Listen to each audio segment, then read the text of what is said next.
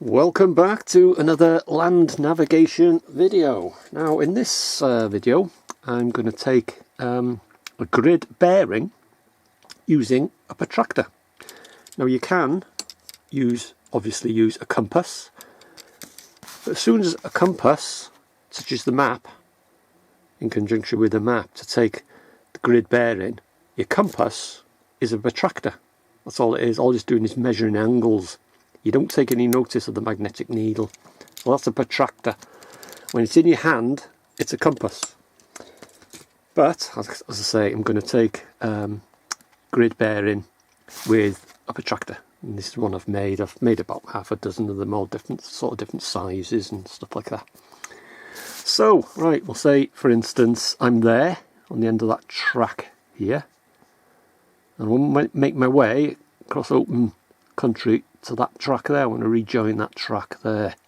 So that's where I am, and that's what I want to get to.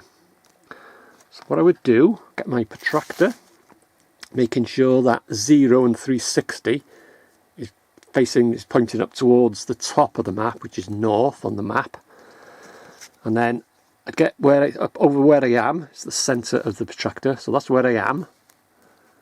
Put it over where I am, making sure that it's squared up, it's parallel with the grid lines on the map. And then I just simply pull the cord, just very lightly, hover it over where I want to get to. So that's where I am, and that's what I want to get to. So I do that, and then you just read off the protractor, and it's showing at 35 degrees.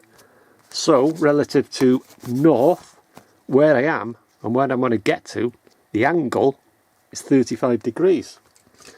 So what I do then is get me compass, and on the index line of my compass I just dial in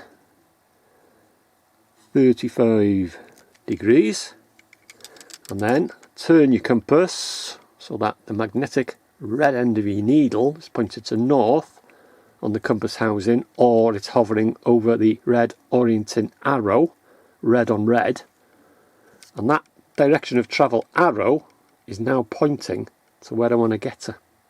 So that's it. That's how to take a grid bearing using a protractor.